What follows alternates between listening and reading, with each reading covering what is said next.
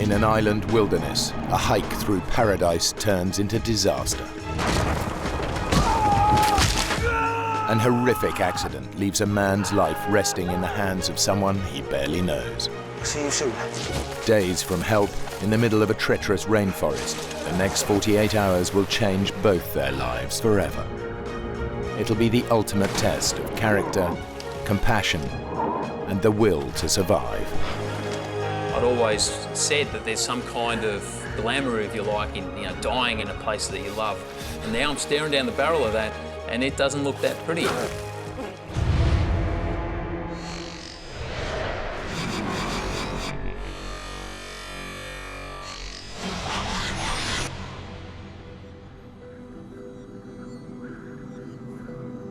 Hinchinbrook Island, at the northern tip of the Great Barrier Reef. 40,000 hectares of dense tropical rainforest, surrounding formidable rocky peaks. A protected wilderness, there are no roads and no inhabitants.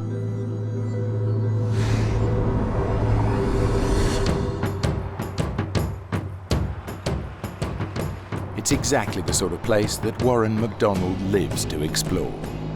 A seasoned hiker who spent time as an environmental activist protecting endangered habitats, he's trekked some of the world's most extreme landscapes. I've been hearing a lot over the years about Hinchinbrook Island and figured being so close, I should go and check it out. But it had always been on my map.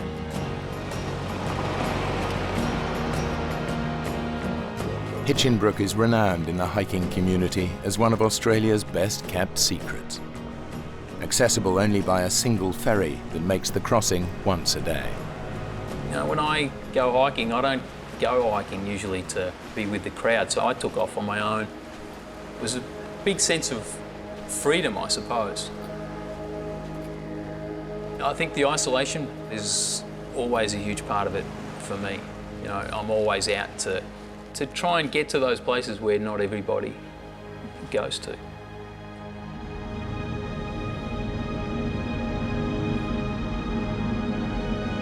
There are rarely more than a handful of hikers on Hinchinbrook, scattered along the island's only established trail. Geert van Heulen is a photographer and painter. He's travelled from his native Holland to walk the trails and paint the landscape of Hinchinbrook. I really like the physical exercise because I start not very well trained and basically walk myself fit. Hiking to me is one of the things I really basically live for, and also being able to sketch and paint and draw is very important to me. The opportunity that I got for that on Hinchinbrook was just awesome, fantastic.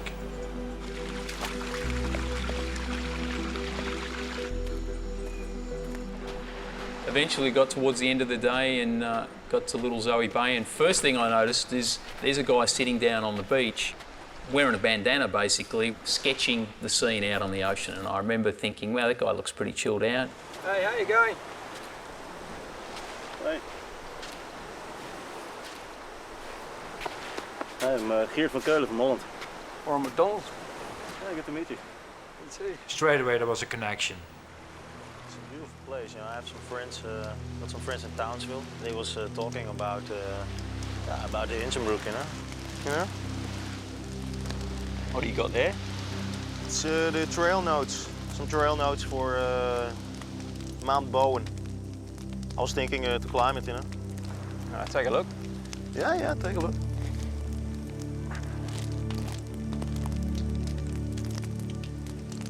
There's that book, 1,000 Things to Do Before You Die. Oh, yeah?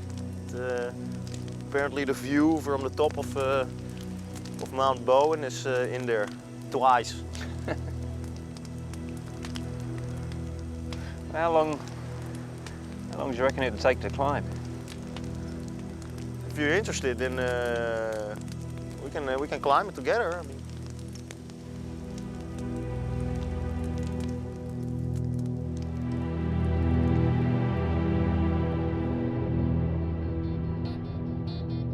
So we made a plan to get an early start in the morning. We started walking out of the campsite and, well, not much was said between the two of us. I straight away noticed that this is a guy who doesn't really dwell on about stuff. Let's get on with the job. That was the type of guy that Warren was.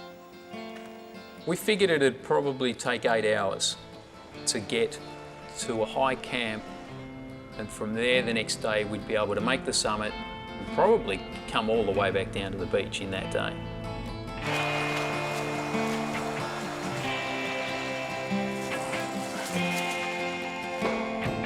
Mount Bowen is covered in almost impenetrable rainforest, but from its peak to its base run creek beds that cut through the dense undergrowth. Now, one of the things you come across in Queensland is this vine called lawyer vine. Pretty aptly named. When this stuff gets hold of you, it's not too keen to let you go. So we tried to spend as much time as we could in that creek bed. Geert and Warren plan to follow the creek to the mountain's summit.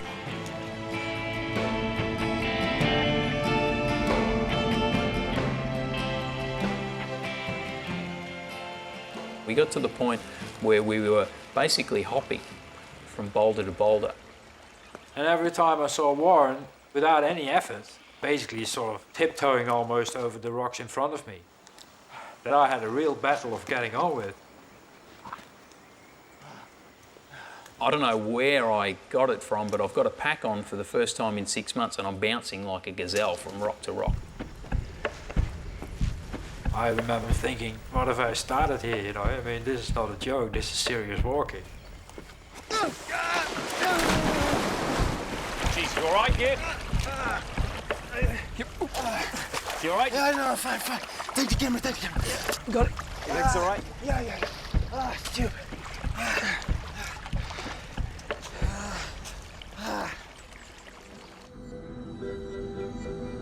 It came obvious to me that he was just fitter than I was.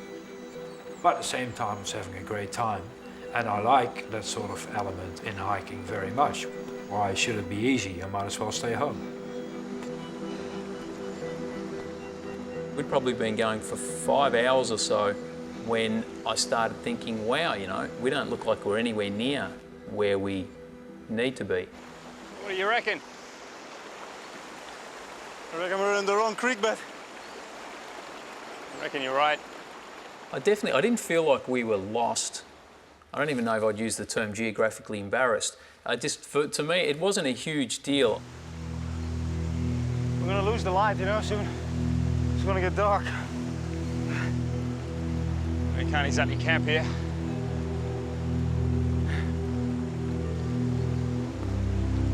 Come on, kid. Come on, kid. We kept on going up and up, going from one boulder to the other. And as it goes in the tropics, the dark sets in really quickly. And before you know it, you need a torch just to find your bearings. We realized we couldn't go any further. I was just glad to have stopped, and I think Warren was as well. And that's why we made our camp, and we had tea. So I need to take a leak, and the last thing that I want to do is do it in the creek. You remember, we're out there hiking. This is our drinking water. So the rule is you want to get at least 50 metres away from the creek. So I decided that I'd climb up this embankment and, you know, made my way across the creek, feeling my way with my feet, and got to the wall on the other side.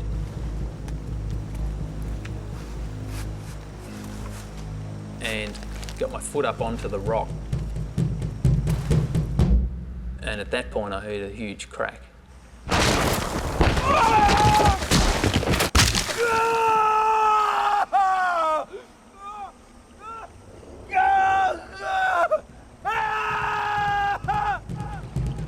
I didn't have a clue what had happened. Not a clue. Warren, you all right? Warren? Warren?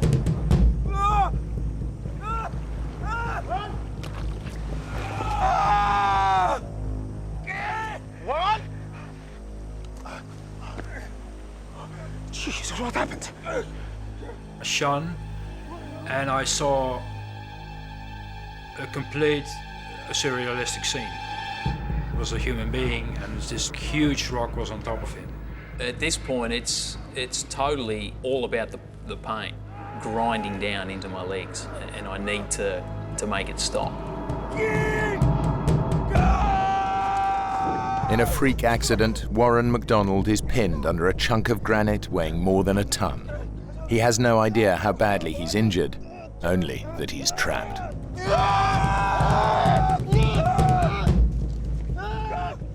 So we just keep pushing at this thing for a couple of minutes. It's incredible the negative energy that the rock actually gave. It was almost as though the rock was pushing me back. Nothing happened, and it's like trying to push a tank out of the way. I'm in a world of pain, but there's not a hell of a lot I can do about it. At some point, something kicks in, and I would almost describe it as some kind of primeval survival tactic. And at this point, I start directing Geert. Oh my God, Geert, calm. Just stay calm. All we need to do, we need to build a lever. We've got to find a branch. Something we need to get a big branch. A little branch. I will be as quick as I can. Go quickly, Geert.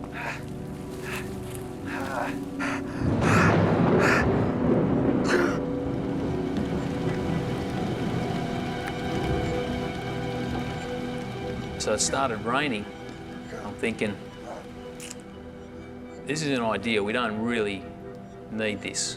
The last thing we need right now is rain.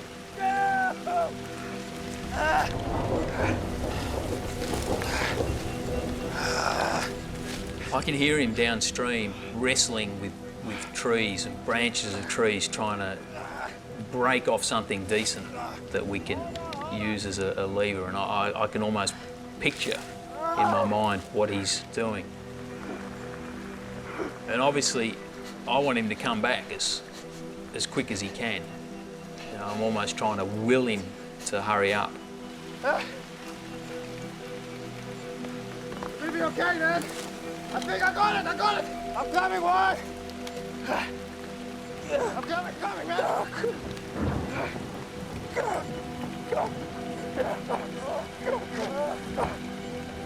So Geert's beside me pushing. I'm pushing so hard now that I feel like I'm going to tear myself in half.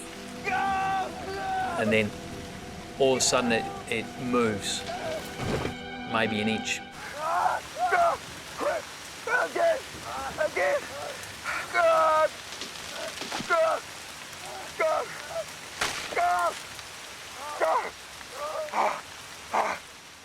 Do you know, all it really did is we helped it settle further onto me.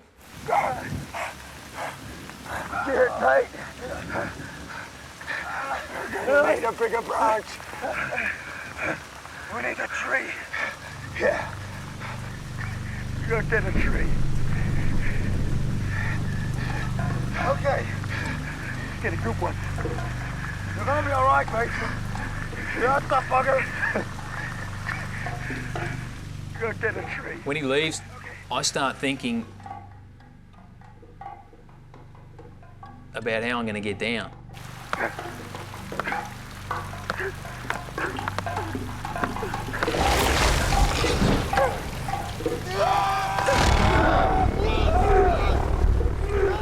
I envisage crawling back down this creek bed and how long that's going to take me.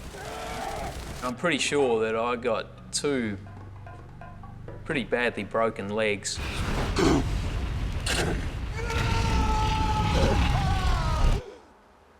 No, I'm not looking forward to it.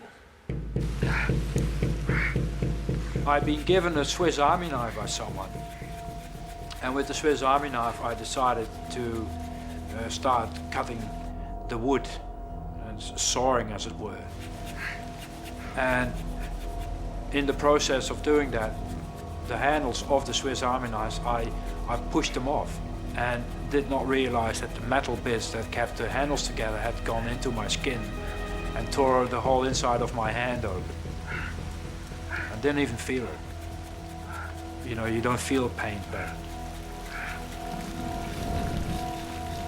The rain's getting harder and harder. You know, it's getting louder and louder, and this realisation hits me that I'm sitting in a creek bed and the water is starting to rise. It's not going to take too long at this rate for it to go over my head.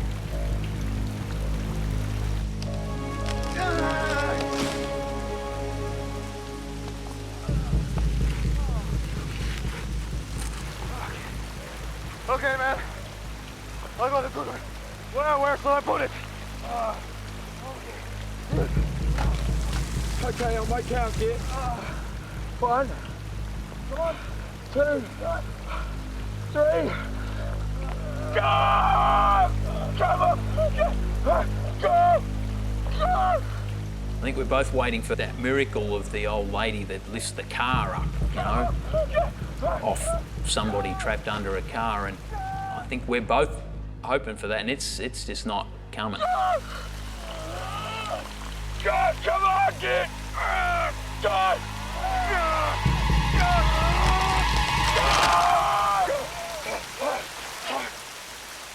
Okay.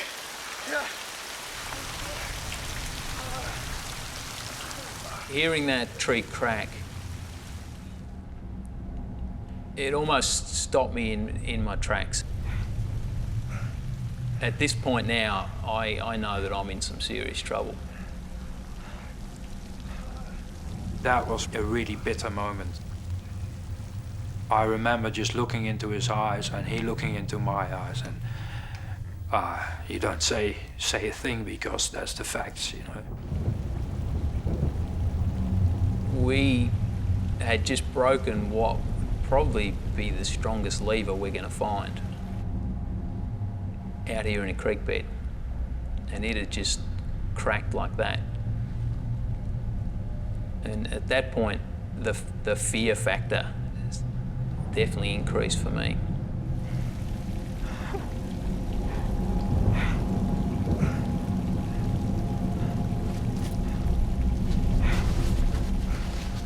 I had this incredible image which will never leave me. I looked in the rain and I saw his silhouette. I saw the silhouette. And the silhouette got exaggerated by the hood of the Gore-Tex jacket that he was wearing. And I could see that his head was to one side. I think that I heard him moan, and I think that I heard him cry. That's the only time that I think that I heard any complaint.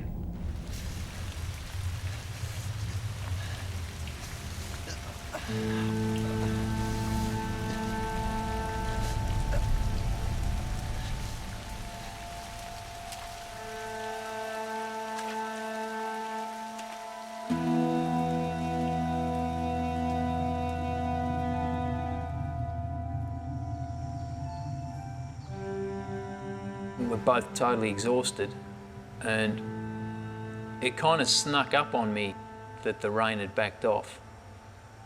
Finally, a bit of luck. Oh, we got lots of luck. It's just all bad. Maybe it's gonna be okay. What do you think? I think I'd rather be in my sleeping bag. I'm sorry. I'm sorry. You don't have to be sorry about anything, mate. You did good. You did really good. I sat next to him, and I put my arm around his shoulder, and just comforted him. And he didn't say much. He just sat there. All along, I think both of us held out this hope that we were going to be able to do something, that something was going to work. Up until that point, nobody wants to even contemplate the idea of him hiking out. and leaving me alone. You've got a long journey in front of you, mate. You're gonna have to go fast. Sort out a rescue? Yeah.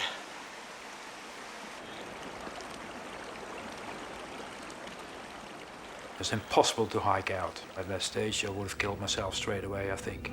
So I had to wait until the morning.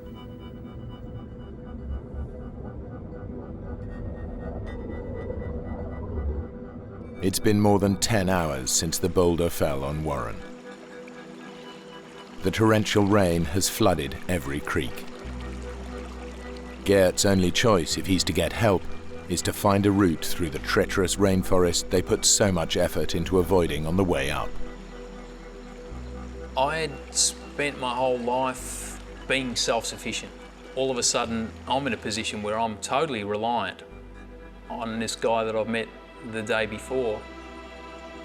As I was looking around, I got a little bit scared because it looked really mean and spooky, and it was a very macabre setting.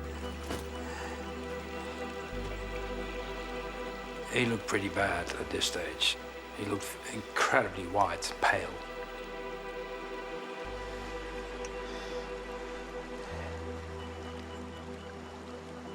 Give you something to do.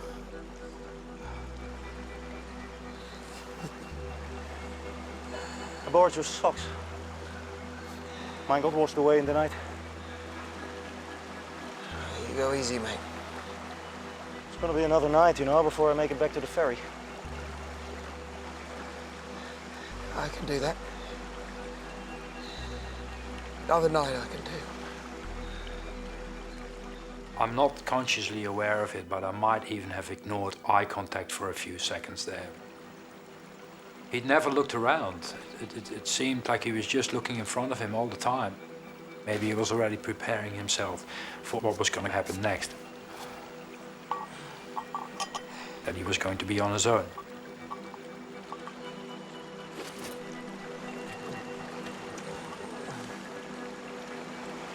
I'll see you soon.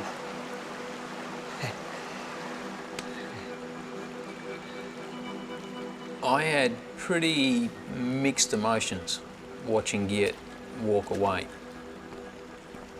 I feel more anxious than anything else. He's my only hope. Geert! I'm okay! I'm okay! I'm good! I'm okay! I realized this must freak Warren out from here to nowhere.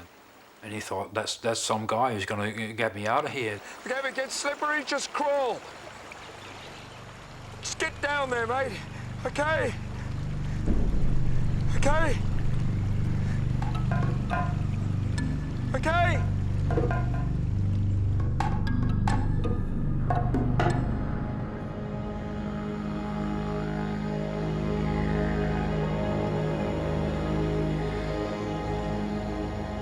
Everything is wet and high, and the incredible, enormous amount of vegetation.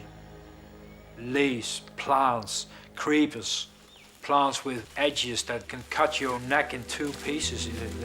You go through it.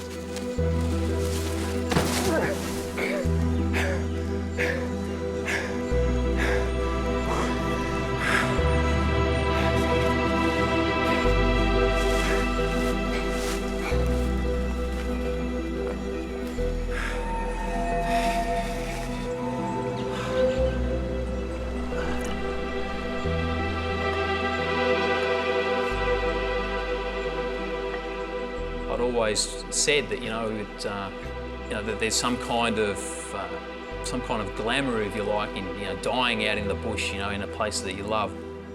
And now I'm staring down the barrel of that, and it doesn't look that pretty.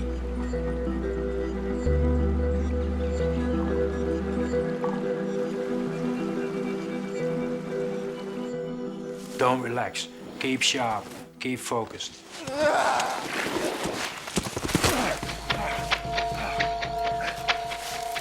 Sometimes I'd hurried it a bit too much.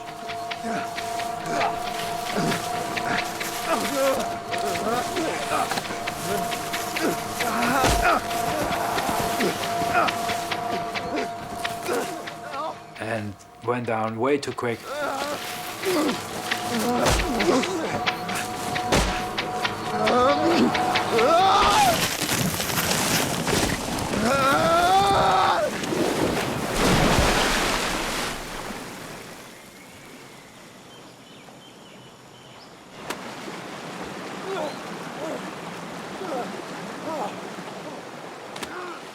And I'm really angry with myself. I'm thinking, stupid bastard, you know, calm down, take it easy. Warren is not serviced by someone who goes down like an idiot and kills himself. Just get down in one piece. That's important.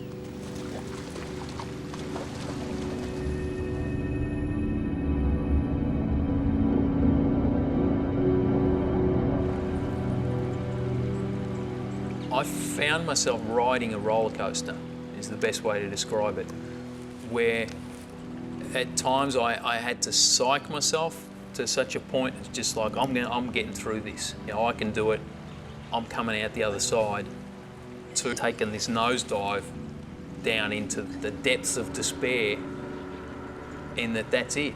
This is it. They're going to find you dead out here in a couple of days, and I found that I rode that.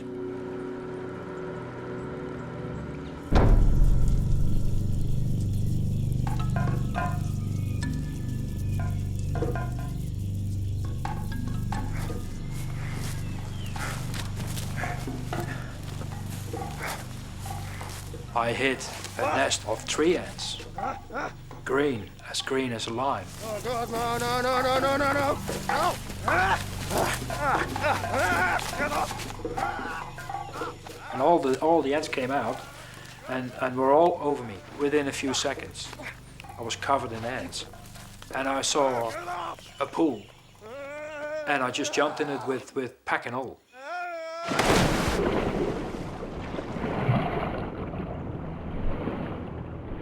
Green ants are just one of the hundreds of biting insects and stinging plants found in the Australian rainforest.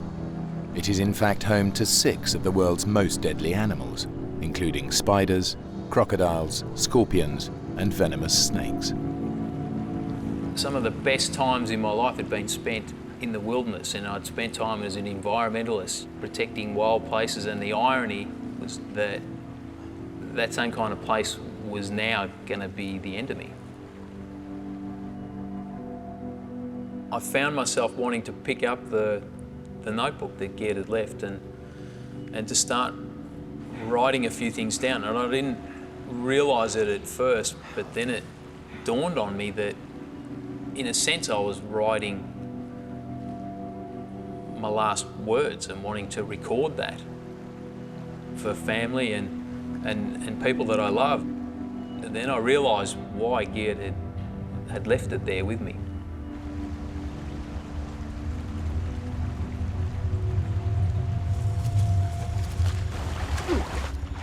I kept on descending, falling down, slipping, sliding. I had to get down in one piece, and that was what I was concentrating on. And at about 6 o'clock, a new rain shower started. Once again, it rained like an idiot. And where I thought Warren was dark, black cloud.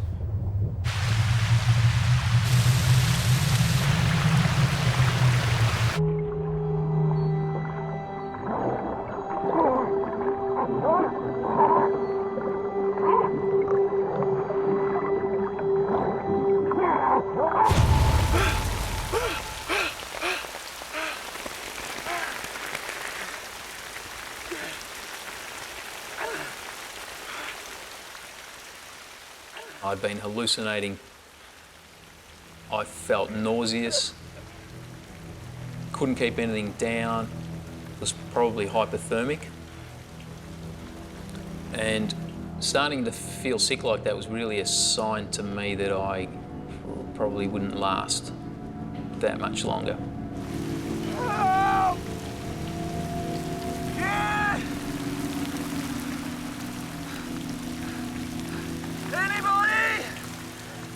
I didn't feel any anger towards that. I think I felt a sense of despair, if you like, that there wasn't anything else I could do, that it was all over. I didn't really know what that meant, but I didn't like it. I don't know about reincarnation and life after death and all the rest of it. Nobody has yet to convince me that, that this isn't it.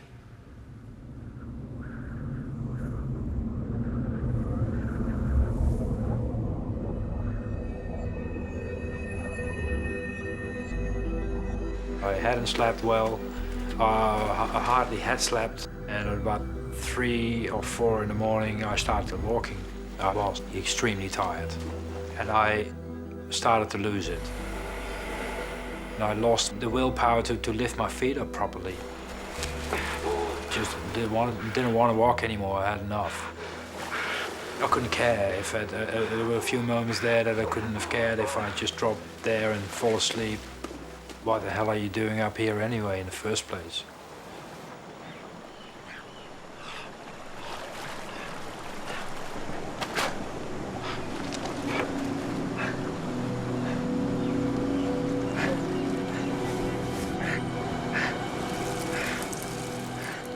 I looked down and saw Warren's socks. Purple Explorers, never forget it. I looked at them, and that reminded me of him being trapped up there. And it's kept me in focus.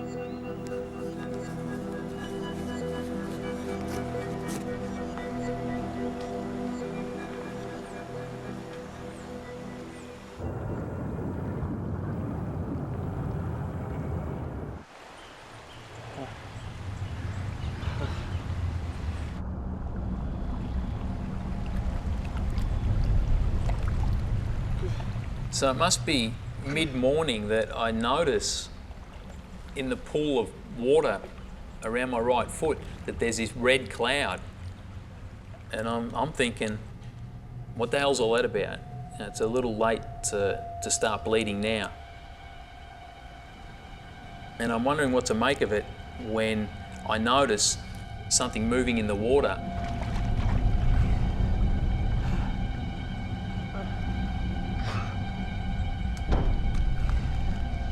And realised with horror, it's a yabby, a freshwater crayfish.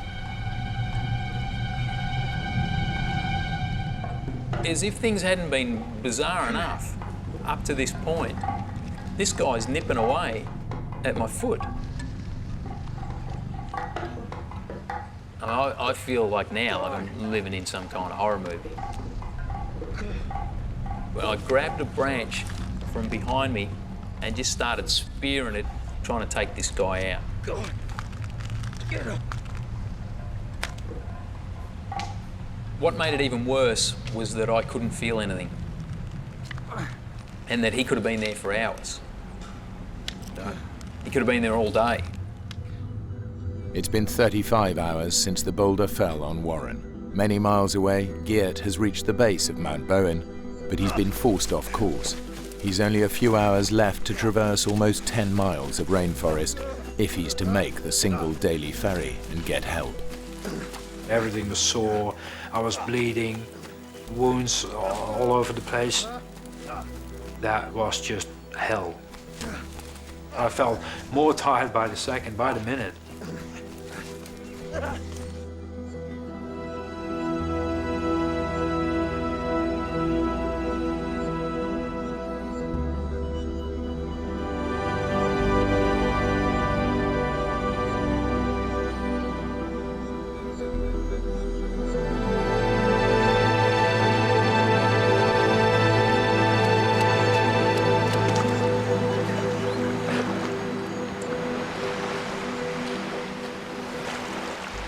I started vomiting.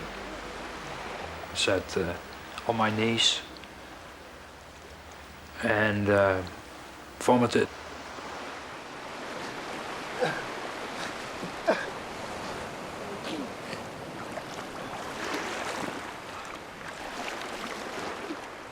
Straight away dawned on me to keep going and not to sit down and start thinking. There was still no time for that.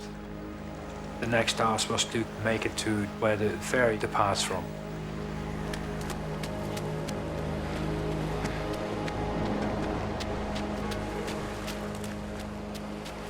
I saw the silhouettes of two people near the spot where you come onto the beach after you get dropped off by the ferry. And that gave me enough energy to actually make it.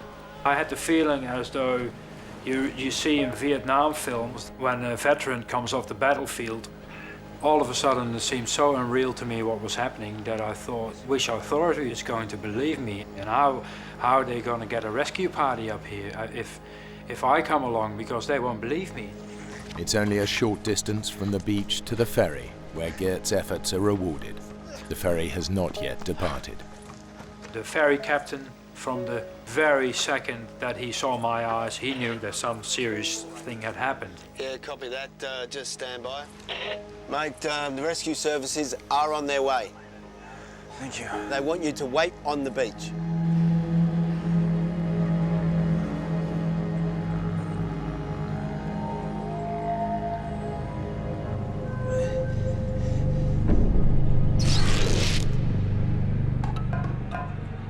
I noticed spots on my right foot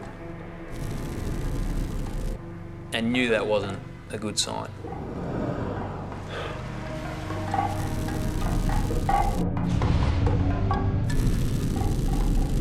The thought crossed my mind that I would lose that foot, and I thought, don't even go there.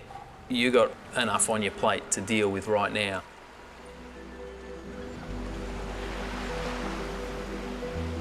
An hour passed. I looked to Mount Bowen and actually changed my position and went sit sideways so I could see it all the time. I just did not want to take my eyes off it anymore.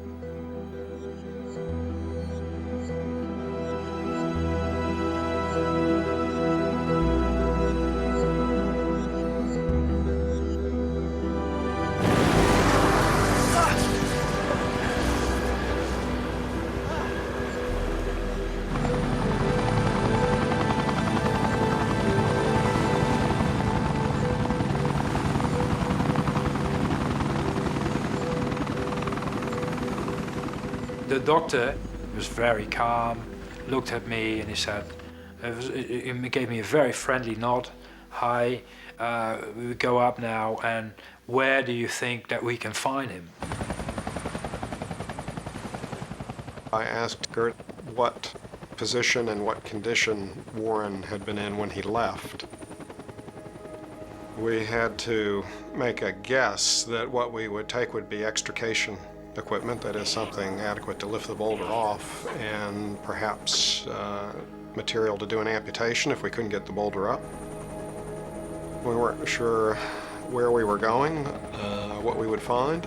Yeah, it was okay. Yeah? Yeah, no, actually it wasn't that good. I mean, really, it was not this morning. I mean, yesterday morning.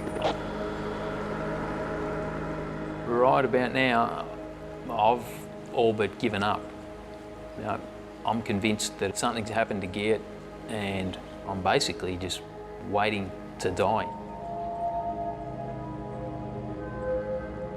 Yeah, left there. To the left, go to the left. Copy that.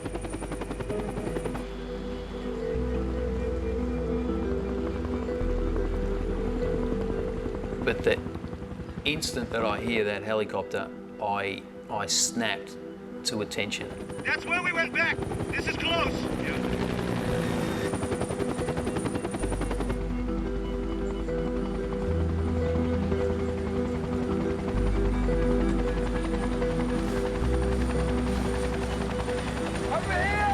Something major has just changed in that I'm no longer alone. There! 10 o'clock, 300 meters! I don't see him, I don't see him! Helicopter's still one of my favourite sounds. I see his arm! I can see his arm, he's okay! We're gonna take you back to the beach. We're gonna drop you there, then we're gonna come get him. Okay? Okay. Right. And I felt really happy and warm. All my tiredness was gone for a few minutes. There is some kind of hope for me now. But I just felt so tired and so drained. I knew that I was nowhere near out of the danger zone yet.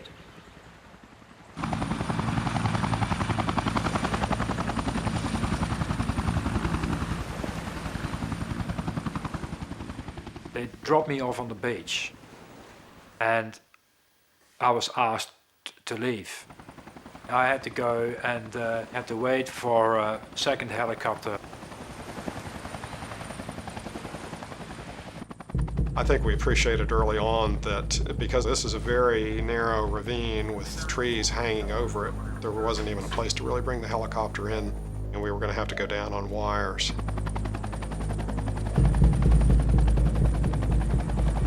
You know, even if you've had years of experience doing this, you don't approach a landing like that without fear and trepidation. 5 mile an hour crosswind. All right, out and clear. 2 meters to canopy. I was at the end. I was at the end of the rope. And I start to slip in and out of consciousness. 1 meter left. 4 degrees. Slow. I'm spinning. Compensating. Steady it. Crosswind's picked up. Copy that. Easy. Easy. Steady it. Okay, all right. I'm down. Clearing line. Copy that. Well done. I had the clear impression he was dead when I approached him under the boulder. I thought that this is just a devastating injury. This is not survivable.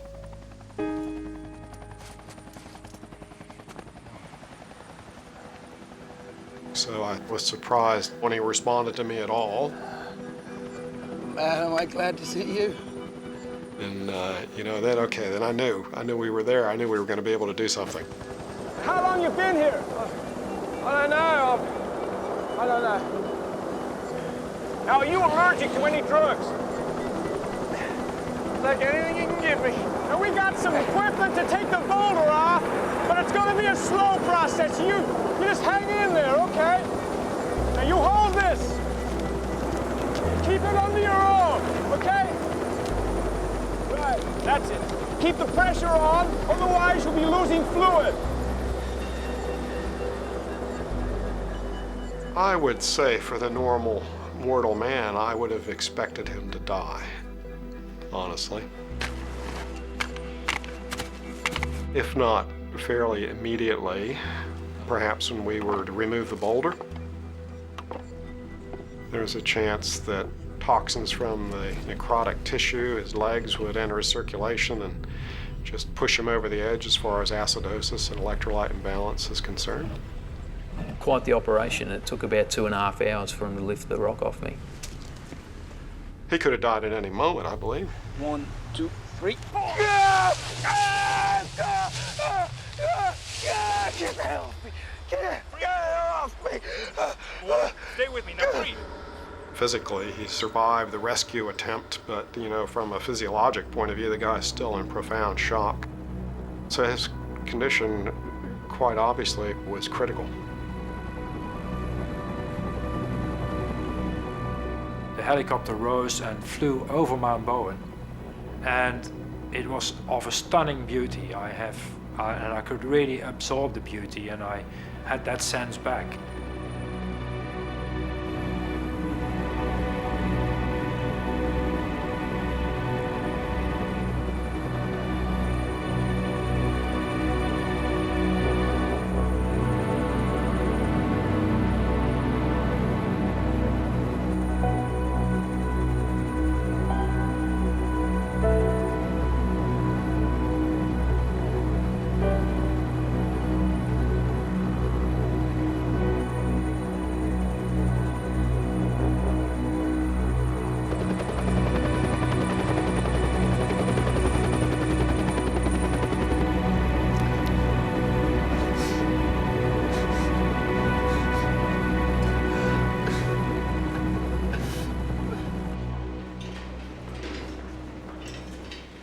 As they were wheeling me into the hospital, I knew that I was in incredibly bad shape and nowhere near out of the woods yet.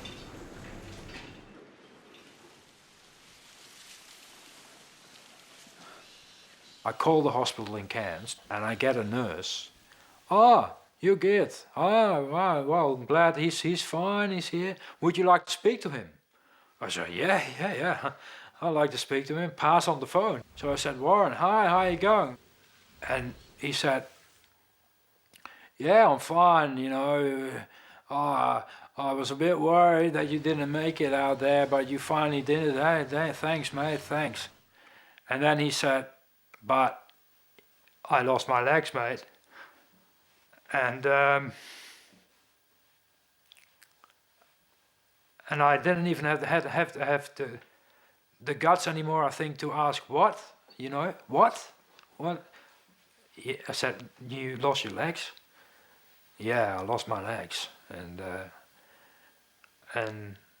I honestly cannot remember anymore what I said after that, but what I do remember is whacking the camera back through the window and getting really, really, really angry. And I couldn't believe it. I could not believe it. Sorry.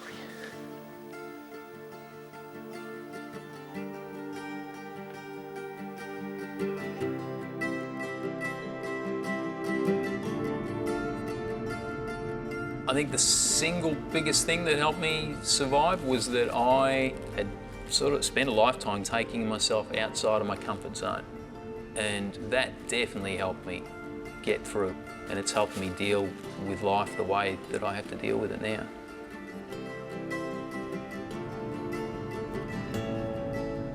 For the rest of my life, I will be tied to the Hinchinbrook story and certainly to him. And I'm pretty proud and happy that I have got to know this very inspirational man. You have asked me 5 years ago, of course I'd rather be running around on 2 legs, but I think it's changed me so much and allowed me to see things so differently. If I had a chance to change it again, I don't necessarily know that I would. Warren now works as a motivational speaker and is the first above-the-knee amputee to climb Mount Kilimanjaro. Geert returned permanently to Australia and now lives in Adelaide. He and Warren remain close friends.